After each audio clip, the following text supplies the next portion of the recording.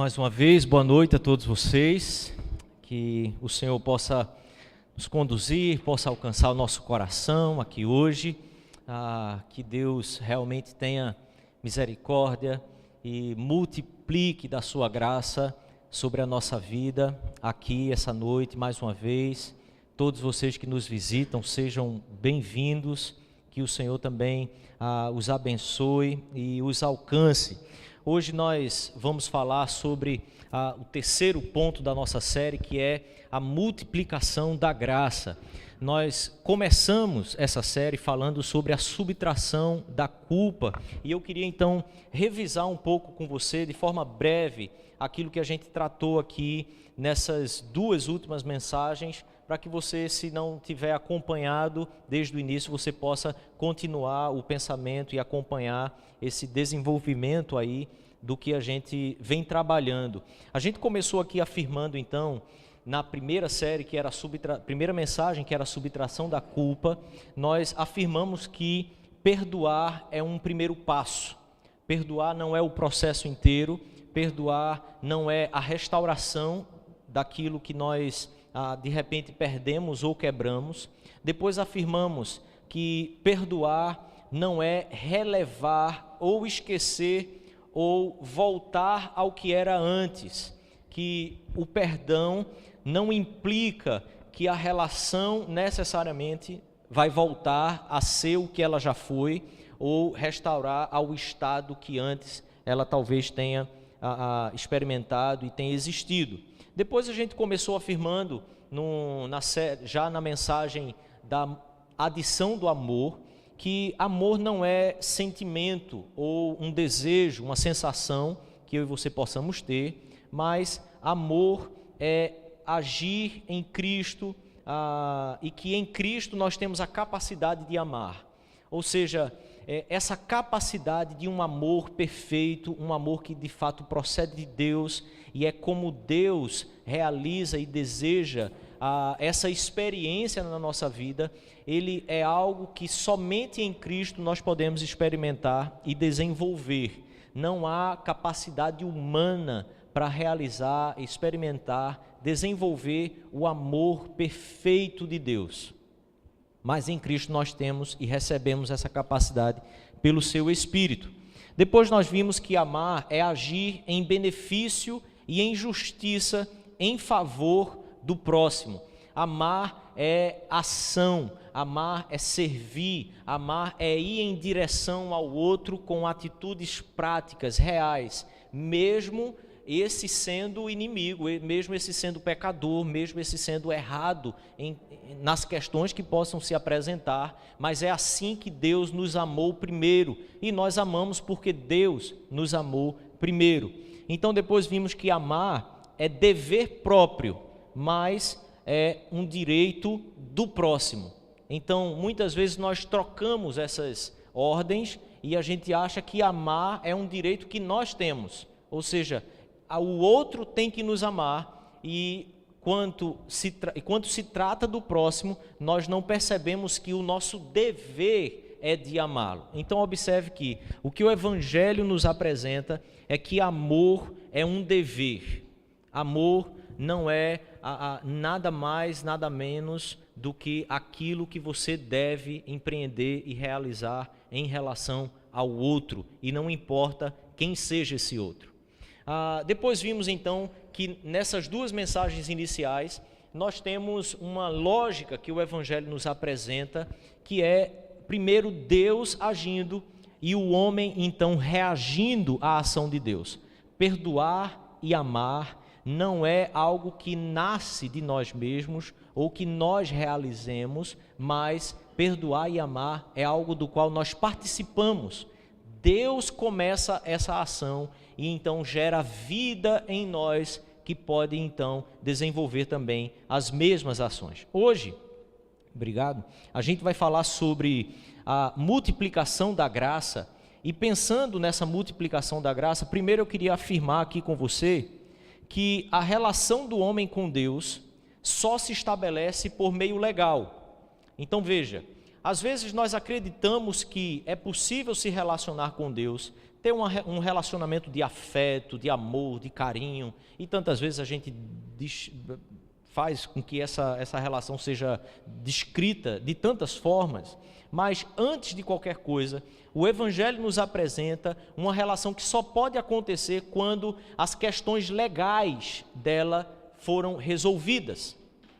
Então observe, não podemos nos relacionar com Deus porque nós praticamos coisas boas e então nós apaziguamos a sua raiva, a sua ira e amenizamos os erros que nós cometemos, humanamente falando, contra a sua santidade. Deus é um Deus que é infinitamente santo, infinitamente autossuficiente, soberano. Ele não precisa de nós, ele não precisa das ações humanas. E toda ação humana está acompanhada, banhada, manchada pelo pecado que em nós habita. A nossa natureza é pecaminosa. Então, essa relação com Deus só pode ser restabelecida ou só pode acontecer quando todas as questões legais, todas as exigências legais forem atendidas. E como é que Deus fez isso? Como é que Deus faz isso? Paulo nos anuncia então, em 2 Coríntios, capítulo 5, queria que você observasse bem o que o texto diz, que importa que todos nós compareçamos perante o tribunal de Cristo. O tribunal de Cristo não é um tribunal humano. O tribunal de Cristo não se rege ou não é conduzido por leis humanas. E o que eu quero dizer com isso? É que as leis humanas, elas mudam conforme a visão da sociedade na realidade presente. Aquilo que era completamente absurdo e proibido há 30 anos atrás, hoje não é mais. Aquilo que não era proibido há alguns anos atrás, passa a ser proibido hoje. Então, no movimento social que a humanidade está sempre desenvolvendo, as leis vão sendo multáveis, elas vão mudando, elas vão sendo modificadas, conforme a concepção humana, conforme aquilo que a gente acha bom ou não. Então, se antes você dizia que divorciar era algo esdrúxulo, absurdo, hoje você tem uma sociedade que, se você afirmar que não pode se divorciar, isso é que é esdrúxulo e isso é que é absurdo. Você entende? Como as coisas se invertem?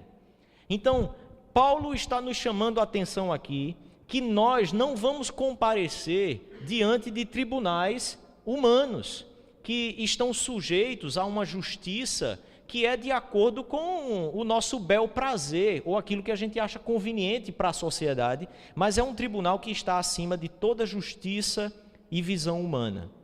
O tribunal de Cristo não se baseia de acordo ou naquelas coisas que nós julgamos corretos ou corretas, mas se baseia na santidade de Deus, se baseia nos critérios que Deus estabeleceu, ok? Então observe bem, ele diz assim, todos nós compareçamos perante o tribunal de Cristo, para que cada um receba segundo o bem ou o mal que tiver feito por meio do corpo.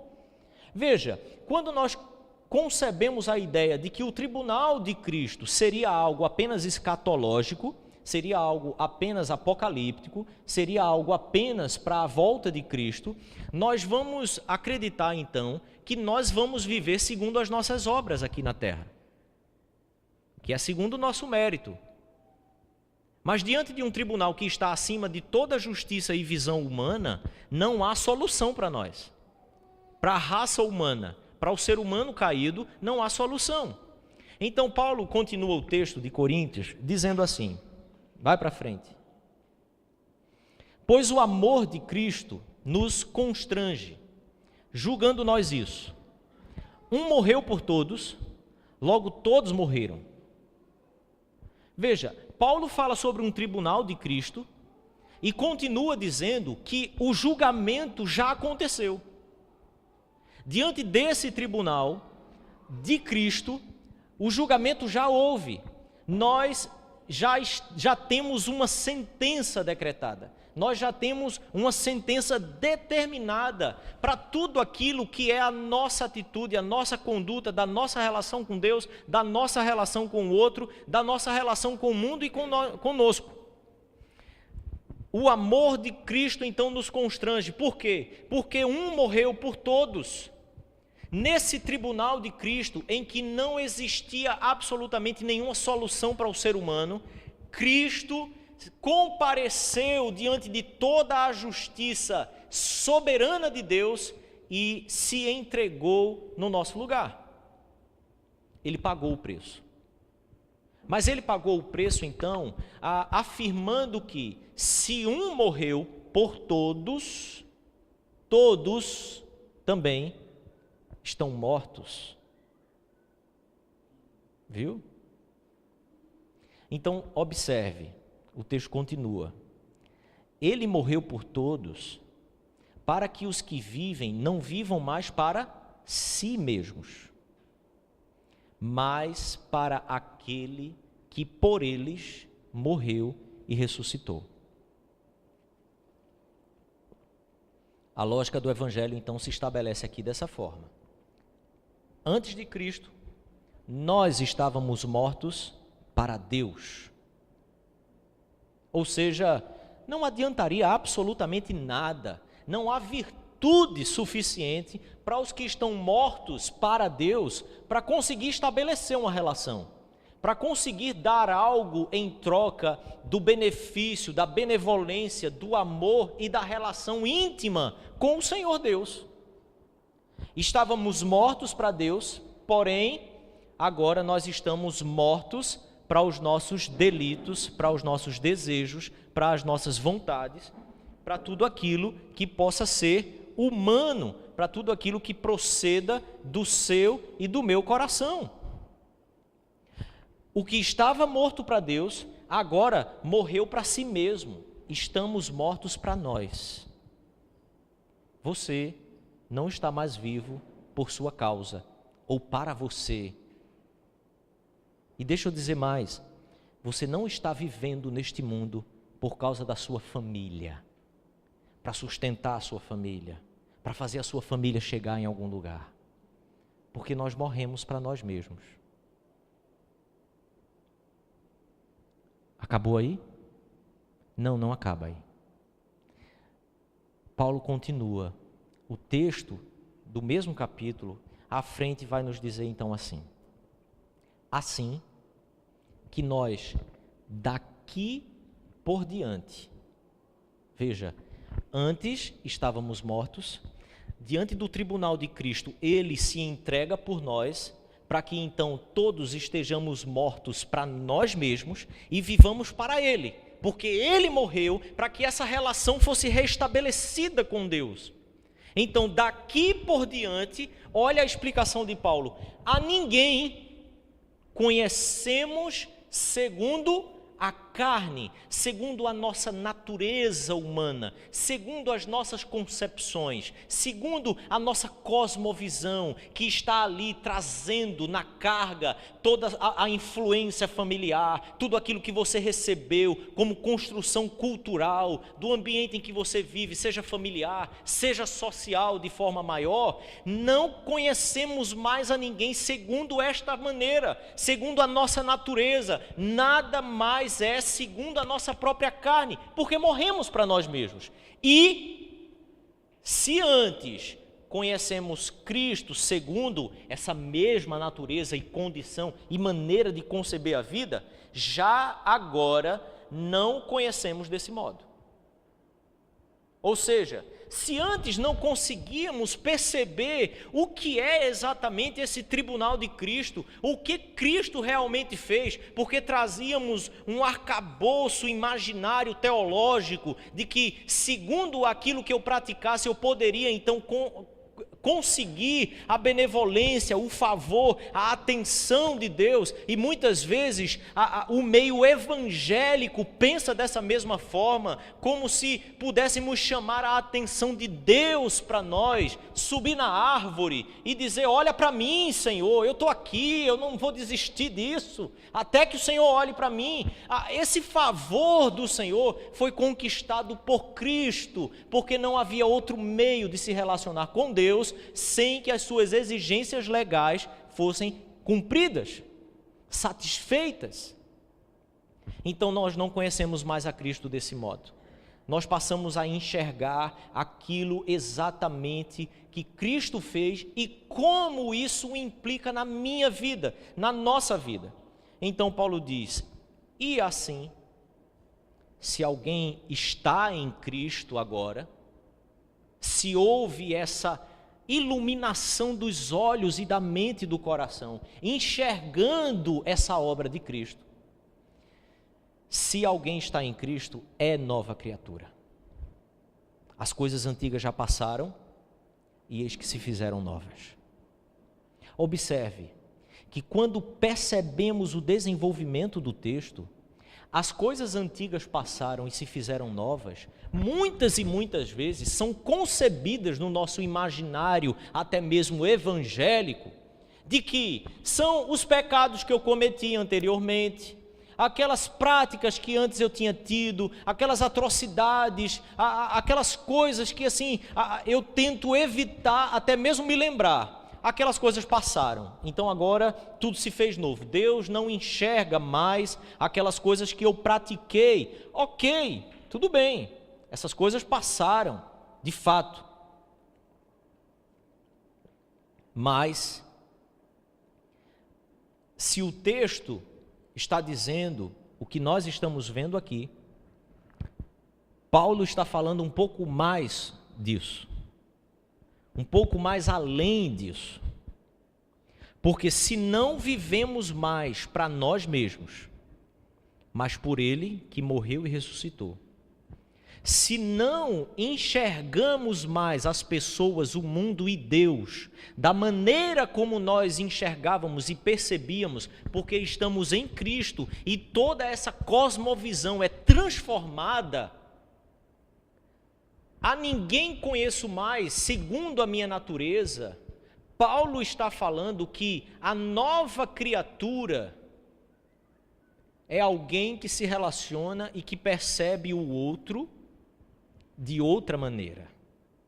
Não mais com a justiça própria, não mais com a defesa própria, com o mérito próprio, mas esse amor que nos constrange, nos estabelece então um único caminho e um único canal para nós agirmos, pensarmos, sentirmos e nos conduzirmos na vida. Observe então, Paulo está nos dizendo que a vida não mais nos diz respeito, não diz respeito mais a mim mesmo. A vida, isso é a nova criatura. A vida não diz mais respeito a mim mesmo, mas diz respeito a Deus. Inverte-se completamente o sentido da vida. Não estou mais vivendo e operando e desejando e planejando e projetando coisas por causa de mim mesmo, por causa das coisas que eu quero, mas pela missão, pelo propósito e pela vontade de Deus na minha vida. A vida não diz mais respeito a você mesmo, querido. Isso é ser nova criatura. Nós morremos. O morto está morto. E nada mais. Paulo diz que a nossa vida está oculta em Cristo Jesus aos Colossenses, dizendo que somente quando Ele se manifestar novamente é que a nossa vida será manifestada com Ele. O que isso significa? É que não há mais sentido para aqueles que estão em Cristo em viver uma vida buscando os seus próprios propósitos, as suas próprias vontades. Não há sentido, não há nexo absolutamente. Aqueles que estão em Cristo morrerão. São novas criaturas. A vida diz respeito a Deus, à missão dele, ao propósito dele e a vontade dele para a nossa vida. Não acaba por aí. Então, Paulo continua o seu texto e agora nós podemos então encontrar o grande lance da vida. A grande multiplicação da graça da qual nós estamos falando aqui. A vida é reconciliar. A vida é multiplicar a graça de Deus. Olha o que Paulo então vai concluir conosco nesse texto. Ora, tudo provém de Deus. Essa é uma verdade, uma mensagem que não deveria mais ser estranha àqueles que estão em Cristo. Mas em nome de Jesus, você precisa abrir os olhos para ela de novo. Meu querido e minha querida, tudo provém de Deus, não de você. Não há vida em nós, senão a que procede de Cristo. Não há perdão para o outro, senão o que procede de Cristo. Não há amor a ser liberado e dado e exercido ao outro, senão o que procede de Cristo. Não há graça que possa ser multiplicada na nossa vida, senão a que procede de Cristo. Tudo provém de Deus, que nos reconciliou consigo mesmo, por meio de Cristo, e nos deu o ministério da reconciliação. O Senhor estava então pegando aqueles que eram seus inimigos, tomando aqueles que não estavam sequer dando importância a Ele, reconciliou consigo mesmo, através da morte e ressurreição do seu próprio Filho, para que aqueles que foram reconciliados recebessem a mesma incumbência de reconciliar também com Deus o mundo. Então veja, a palavra aqui, ministério, é diaconia, que no sentido original é aquele que cumpre o mandato do qual foi recebido apenas. Ele recebe de alguém e simplesmente executa essas ordens. Ele vai lá e exerce o papel de representar. O ministério da reconciliação somos nós, estando agora nesse mundo, mortos para nós mesmos. E a cada dia, a cada respirar, a cada levantar, a cada deitar, nós existirmos e nos movermos nesse mundo para reconciliá-lo com Deus. Porque assim Ele entregou o seu Filho para que nós recebêssemos o ministério da reconciliação. Então Paulo diz assim, a saber que Deus estava em Cristo, reconciliando consigo o mundo, de que forma? Não imputando sobre eles, não imputando aos homens as suas transgressões. E nos confiou a palavra da reconciliação. Perdoar é um primeiro passo. A ação de amor faz parte do processo. Eu e você recebemos a capacidade em Cristo. Mas a reconciliação completa, ou seja, o restabelecimento do estado favorável, originalmente conhecido e desfrutado, essa reconciliação só nos é permitida quando nós, assim como Deus, não imputamos sobre ninguém as suas transgressões. Porque dessa forma Deus estava fazendo conosco em Cristo Jesus e confiou, entregou nas nossas mãos, colocou nas nossas mãos, e Ele não fica olhando como que desconfiado. Sabe aquela liderança que muitas vezes entrega uma tarefa para as pessoas, mas fica meio que de olho assim, sem saber se, meu Deus, será que vai fazer mesmo? Será que vai dar certo esse negócio? Entrega, mas não confia, entrega, mas não entrega, entrega, mas fica com a outra mão assim, abraçando. Não, não é dessa forma que Deus age. Ele nos confiou a palavra da reconciliação.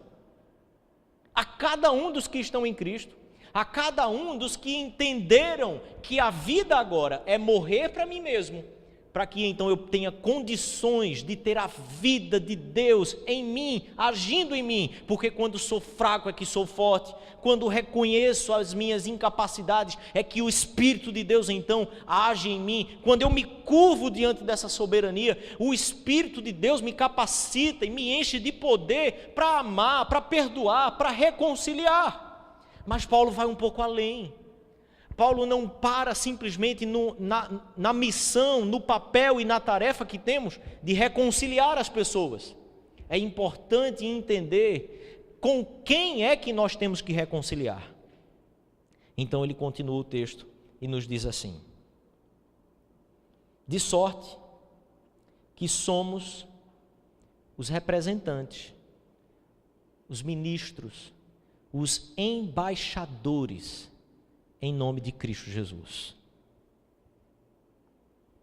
Você está em Cristo, você recebeu o amor de Deus sobre você, você creu, você acreditou no sacrifício que Ele ofereceu para tirar de sobre você as suas culpas e poder fazer com que você tivesse livre acesso ao Pai. Você crê nisso? Então, querido, você recebeu o papel de ser embaixador desse mundo, em nome de Cristo. Como, observe, se Deus exortasse por nosso intermédio, como se a exortação de Deus estivesse vindo ao mundo, às pessoas, aquelas que nos cercam, aquelas que estão distantes, simultaneamente, Deus exortando ao mundo por nosso intermédio, que somos embaixadores em nome de Cristo. Então ele diz: em nome de Cristo, pois, rogamos que vos reconcilieis com Deus. Querido, é muito interessante perceber que a igreja de Coríntio era uma igreja que teve muitos embates com o apóstolo Paulo. A igreja de Coríntios ouviu mensagens duras do apóstolo Paulo, viveu em pecado e na prática do pecado por muitas vezes. Mas Paulo está dizendo agora com eles que o papel da reconciliação é rogar, proclamar ao mundo que se reconcilie com Deus. Paulo poderia dizer assim: vocês também me ofenderam, eu quero reconciliação com vocês, vocês precisam se reconciliar comigo e eu com vocês. Mas o que Paulo está dizendo é que o nosso ministério não é esse, não é ficar tentando tratar das nossas quizilas e colocando aquilo que me ofendeu, aquilo que me machucou, você fez isso, você fez assim, você fez assado, eu acho que você precisava me pedir perdão, eu acho que você precisava isso. Não, Paulo diz: reconcilieis com Deus. Aquele, pois, que não conheceu o pecado, ele o fez pecado por nós. Veja, porque muitas vezes na nossa relação a gente fica assim: não, eu não fiz nada, eu estou certo na história, a pessoa errou comigo, então é ele que tem que reconhecer, é ele que tem que baixar a guarda, é ele que tem que fazer isso, é ele que tem que fazer aquilo outro. Mas, querido, essa não foi a maneira que Deus reconciliou o mundo consigo. A maneira de reconciliar os inimigos de Deus com o próprio Deus, Deus usou dessa forma: a tirar o erro deles e colocar sobre o próprio Filho, que não tinha erro.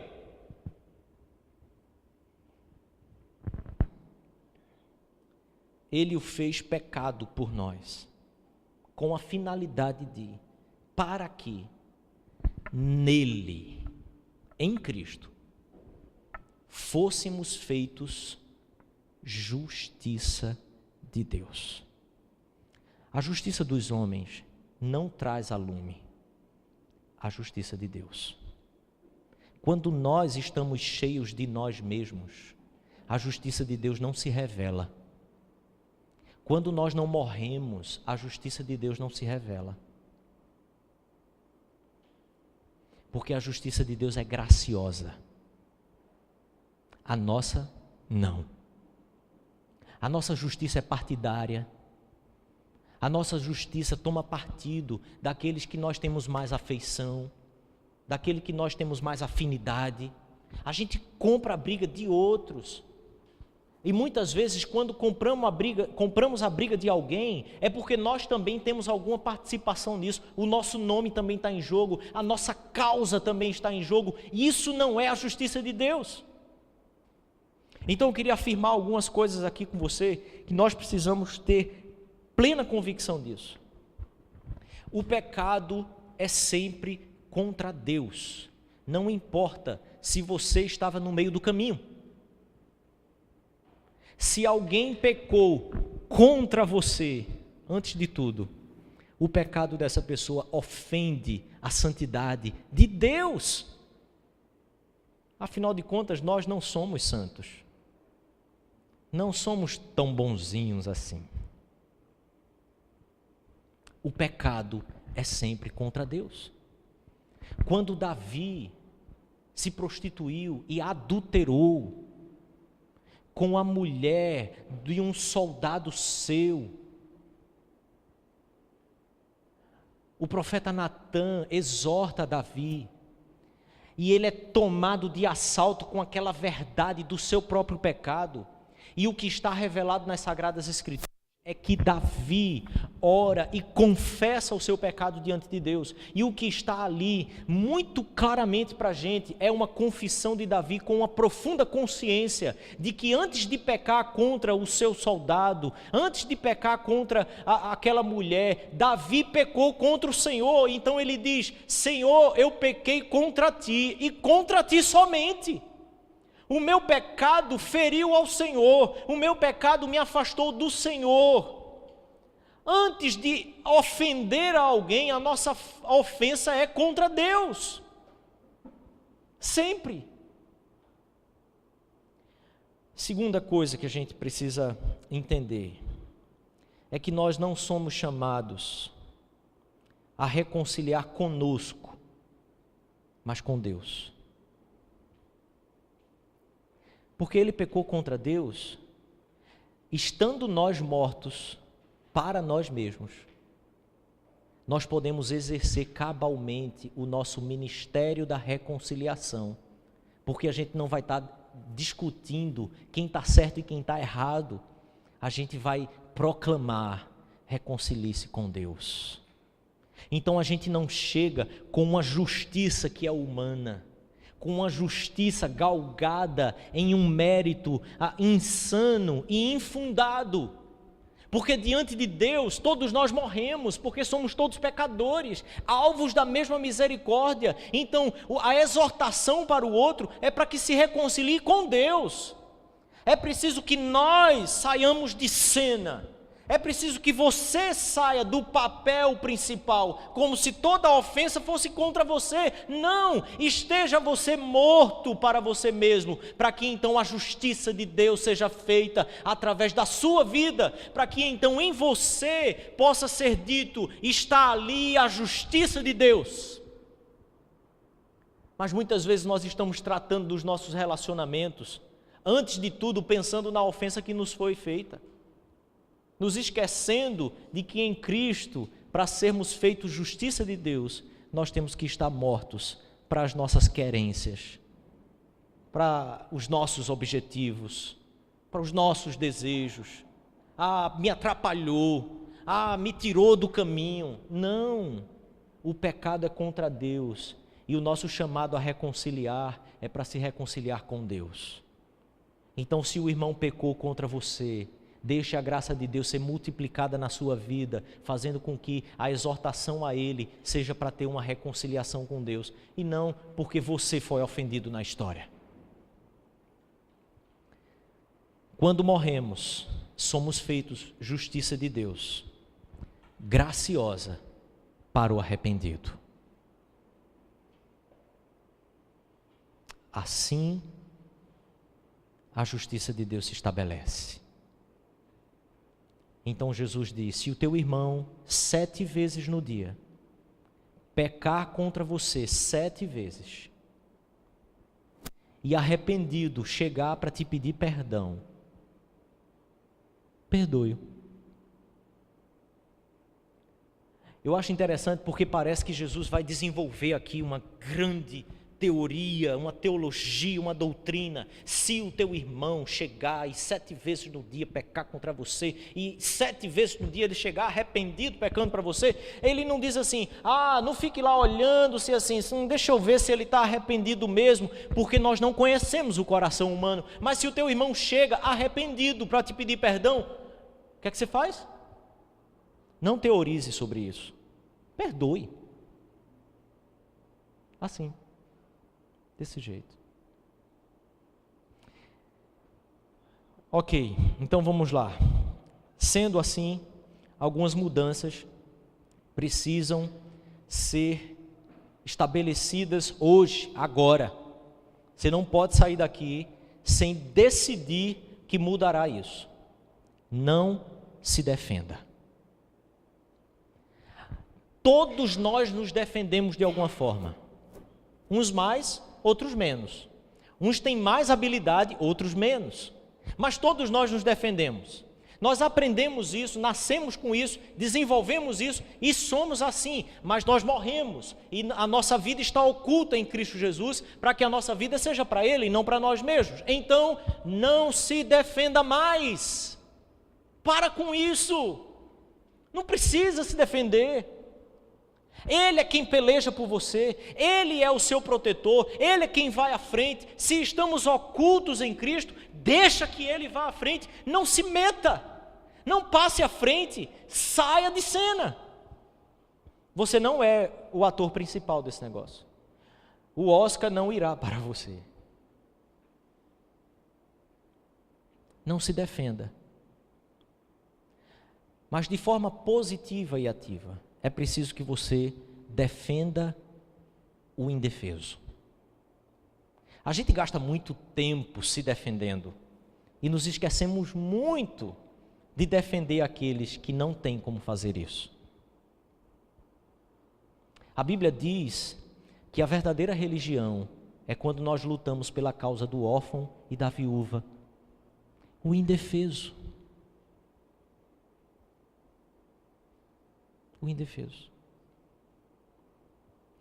Isso é a justiça de Deus. Porque o nosso ministério é chamar o mundo a se reconciliar com Deus. Isso é lá no seu trabalho, isso é na sua casa, isso é na sua igreja, isso é em qualquer lugar. Logo, não tem mais distinção, não há mais o mundo e fora do mundo. Nós estamos aqui para rogar ao mundo que se reconcilie com Deus. Esteja essa pessoa onde ela estiver. Isso é aqui, isso é mais adiante, isso é até o fim do mundo. É assim o tempo inteiro, porque morremos e a nossa vida está oculta em Cristo Jesus. Para que nós não vivamos mais para nós mesmos. Não, você não tem que viver aqui para conquistar coisas. O homem interior, como Paulo diz em Efésios, não está atrás de projetos e sonhos, ele só quer Deus. E por isso, muitas vezes, a nossa alma está inquieta e a gente não sabe o que está acontecendo. É porque a gente está fazendo com que ela se cale, com que os desejos dela sejam insatisfeitos, porque não estamos buscando Deus. A gente gasta o nosso tempo galgando, trabalhando, lutando, se desgastando para a nossa própria vida. Mas o Evangelho nos chama a deixar essa graça ser multiplicada, a graça que um dia nos alcançou, poder transbordar, à medida que eu diminuo, e que eu diminuo, e porque importa que eu diminua e que ele cresça. Defenda o indefeso, mas haja para a correção do pecado cometido contra Deus. Essas 3 mudanças, elas precisam ser realizadas hoje. Perdoar não é relevar pecado, não é dar as costas e esquecer. É preciso sim agir para a correção, e isso é a graça sendo multiplicada. É exortar, é chamar para o caminho correto, é dizer, olha, assim não é a forma que Deus deseja para a sua vida. Assim a igreja passa a desenvolver uma relação, uma experiência de vida que é graciosa. não aquela correção que condena, que afasta, que mata as pessoas, mas uma correção que atrai, que reaviva, que dá vontade de viver de novo, que dá vontade de prosseguir, vontade de refazer o caminho, que não fica enxergando Deus como se estivesse lá com raiva, querendo jogar um raio na nossa cabeça, mas que está de fato em Cristo Jesus, olhando para nós, vendo o sangue do seu Filho e nos chamando ao caminho de novo, o caminho de amor que foi estabelecido porque as questões legais foram satisfeitas. Mais alguns cuidados eu queria encerrar pensando com você. Porque nas nossas relações sempre haverão pessoas que vão querer abusar. Não confunda a graça de Deus, a forma graciosa de agir, com abuso. Perdoar, reconciliar, não é abrir as porteiras para as pessoas fazerem e cometerem os erros que elas bem quiserem com você. Perdoar é perdoar, é subtrair a culpa. Reconciliar é exortar para que se reconcilie com Deus. Mas você não precisa ser o abusado a vida inteira. Estabeleça os limites. Sem mais raiva, sem mais rancor, simplesmente estabeleça e continue a seguir. Porque você morreu. E a vida que temos, vivemos pela fé em Cristo Jesus. Paulo diz isso aos Filipenses. Cuidado com a ostentação do perdão. O que é que eu quero dizer com isso? É aquela pessoa que esperou aquela reunião de oração, aquela reunião no trabalho, a equipe do trabalho se reuniu e a pessoa quer parecer tão virtuosa, tão bondosa, tão cheia de um cristianismo mais elevado do que o restante da raça humana, que ela espera aquela reunião para dizer assim, olha, eu queria abrir meu coração aqui entre vocês, eu queria pedir perdão a fulano, e fulano é assaltado naquele momento, assim, meu Deus, o que foi que houve? Eu queria te pedir perdão porque eu nutri coisas no meu coração a seu respeito, e agora é mais surpresa para fulano, e fulano vai ficando ali procurando um buraco, porque você agiu assim, você fez isso assim comigo, você agiu dessa forma, e agora não há mais perdão para fulano. O restante das pessoas estão assim impressionadas. Meu Deus! E daqui a pouco isso viraliza, né?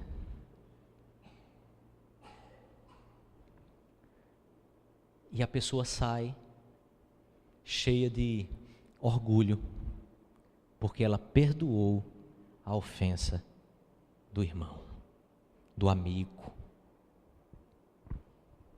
Mas jogou, lembra do ditado? E agora foi tudo exposto. Isso é ostentação de perdão. Isso é egocentrismo cristão. Sabe como é? O cara se orgulha porque ele é virtuoso demais. Ele perdoa. Ele não imputa às pessoas os pecados delas, mas ele as expõe. Ele pisa para ficar em cima. Cuidado com isso. Cuidado. Isso não é perdoar. E terceiro, é cuidado com a alimentação da conduta errada. Porque quando nós entendemos o que é de fato o perdão do Evangelho, a graça multiplicadora do Evangelho, que chama as pessoas a uma reconciliação, a gente nunca vai esquecer de que o amor de Cristo nos constrange a viver de tal forma. Não é simplesmente perdoar ou receber o perdão, é ser conduzido a partir do amor de Cristo. A palavra grega no constranger de 2 Coríntios é a palavra que é traduzida para curralejo. É onde você põe o boi ali encurralado, limitado no seu próprio tamanho, e ele não pode fazer mais nada para lugar nenhum. Calma, que não é para maltratar o boi, é para dar vacina, tratá-lo, curar das doenças, tirar o carrapato. E ele não pode fazer nada, ele está ali no curralejo. O amor de Cristo nos constrange a andar no caminho que Ele fez. Nem para um lado, nem para o outro. Então eu queria finalizar com um texto que me encanta o coração. Paulo diz em Romanos 5, versículo 10. Observe bem. Porque se nós, quando inimigos de Deus, fomos reconciliados com Deus mediante a morte do seu Filho, muito mais, estando já reconciliados, seremos salvos pela sua vida. Não pela sua, pela vida de Cristo. Deus trata os seus filhos de forma toda especial, porque os que Ele já reconciliou consigo mesmo, Ele não mais tratará abandonando, mas Ele incessantemente, constantemente e eternamente nos salva pela vida do seu Filho. Ele viveu porque eu e você não teríamos como viver. E é pela vida dele que nós somos todos os dias reconciliados com Deus. A cruz que no dia da sua conversão era imensa, não pode diminuir à medida em que você caminha com Cristo. É pela mesma cruz que você pode ter a sua vida todos os dias com Deus. Vamos fechar os olhos? Há algumas mudanças que você foi chamado a desenvolver e a praticar na sua vida. Há alguns cuidados a se ter. Mas a verdade e o chamado do Evangelho a viver por Cristo e não mais por você, é um fato que você precisa se curvar hoje, para que então a vida de Cristo torne-se cada dia mais plena na sua vida.